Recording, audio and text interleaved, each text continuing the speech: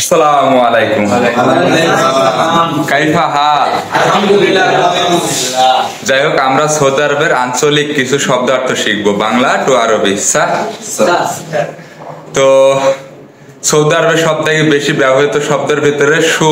সু মানে কি, তারপরে আছে কি এস। এস মানে কি, এস মানেও কি। তারপরে আছে লেশ। লেশ মানে কেন। আবার লে আছে, লে মানে কেন। হাদা মানে এটা বা এই। আনা মানে আমি, আনা মানে আমি, আনা মানে আমি। ইনতা মানে তুমি, ইনতা মানে তুমি। হাগ্গি মানে আমার, হাগ্গি মানে আমার। মালুম মানে জানো, আনা মালুম আমি জানি, আমি জানি। আনা মালুম আমি জানি, মালুম মানে জানা। ইকদার মানে পারা, আনা ইকদার আমি পারি, আমি পারি। আনা ইকদার আমি পারি, ইকদার মানে পারা।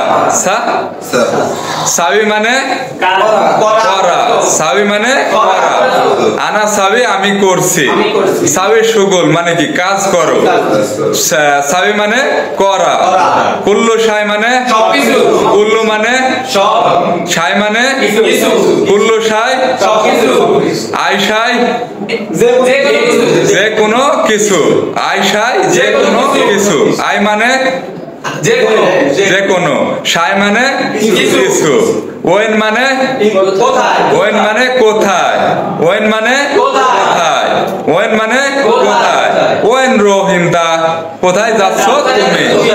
সুগুল মানে সাবি সুগুল কাজ করো।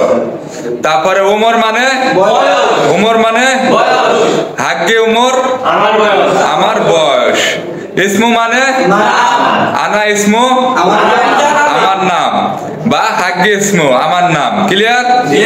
মনে থাকবে, খুব গুরুত্বপূর্ণ শব্দ। যাই হোক, সবাই একসাথে হাতগুলো উঁচা করি। লাইক লাইক হবে।